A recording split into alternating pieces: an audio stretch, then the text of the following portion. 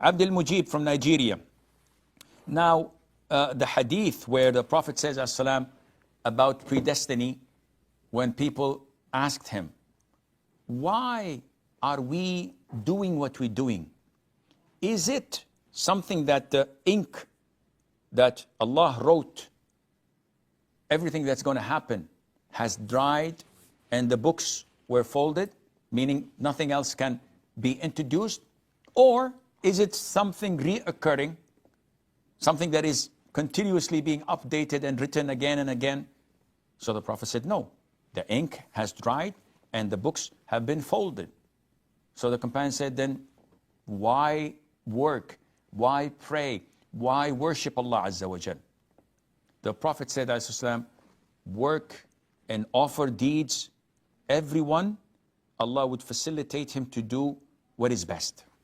What does that mean? Everything was predestined 50,000 years before Allah created the universe. So in the authentic hadith, when Allah created the pen, Allah ordered the pen to write. The pen said, what should I write? Allah said, write everything that is going to happen till the day of judgment. The Prophet ﷺ tells us about the time. He said that this was 50,000 years before Allah created the universe. So now, this means that it is already predestined whether I'm going to heaven or to hell. It is already predestined when I will die. It is already predestined whether I will drop the pen or not. Everything is predestined. Everything is written. The biggest problem is when people think in the details, which they're not supposed to do. Because the English say, the devil is in the details. You have to believe in general. The sixth article of Iman, and to believe in predestiny, whether good or bad. So you believe in that. But what is predestiny? Oh, how can it be that Allah Azza wa Jal knows whether I'm in heaven or in hell? If He knows and He registered that I'm in hell, then why am I doing what am I doing? After 20 minutes, I have to go to the masjid and pray Isha. Why should I pray Isha if I'm already destined to hell? That's a very valid question. The problem is, how do you know whether you're destined to hell or to heaven? Oh, Allah Azza wa Jal already wrote that. True, but how do you know? Why do you assume the worst? Why don't you say, no, I am among the people of paradise, in the highest level of paradise, therefore I'll go 10 minutes early for Isha prayer, and I'll pray in the first row, and I'll read one juz'ah of the Quran, and I'll do my adhkar. This is how you're supposed to think. Predestiny is Allah's knowledge. So when you come and try to figure things out, how can you figure things about Allah's beautiful attribute, which is knowledge? He knows the past. He knows the present. He knows the future. He knows what will not happen in the future. How would it have been if it were to happen? All of this is within Allah's knowledge. All of this is within Allah's will. All of this is written 50,000 years before creating the creation. And if you know this, and if you know that all of these predestined things are created by Allah. Wallahu khalaqakum wa ma ta'malun. All our actions are created by Allah, whether they're good or bad. Nothing is created without Allah's permission. But the 1 million Kuwaiti dinar question is, do you know what is predestined for you? No. So what to do? Well, you can sit back, relax, do nothing and end up in hell. Choice is yours.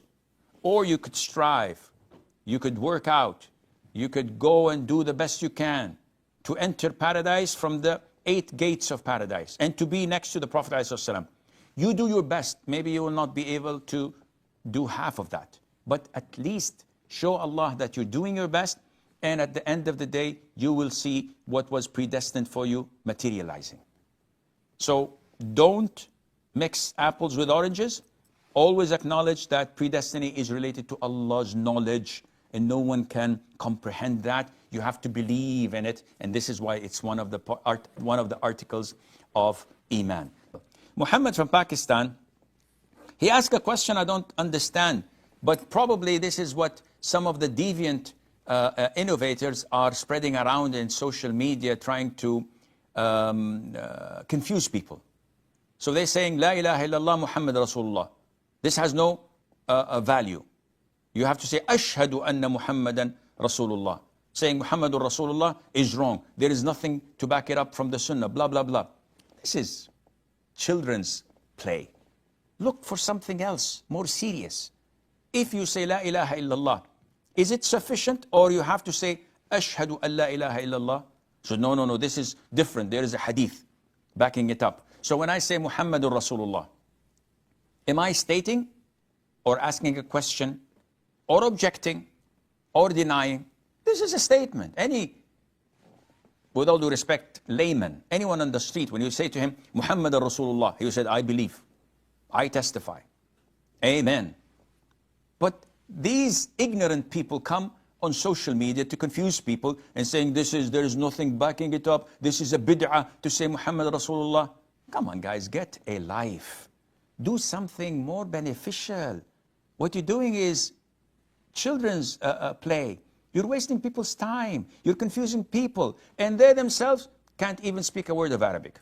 They themselves don't memorize half of the Quran, let alone the whole Quran. They themselves have never finished a book of fiqh or of aqidah. But people are pursuing fame and recognition.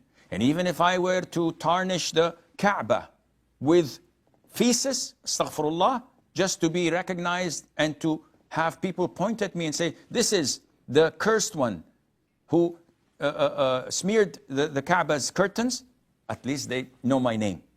People would do that. So, akhi, don't pay any attention to this nonsense, and Allah Azza wa Jalla knows best. Shahid from India, he said, what's the ruling on cutting a cake?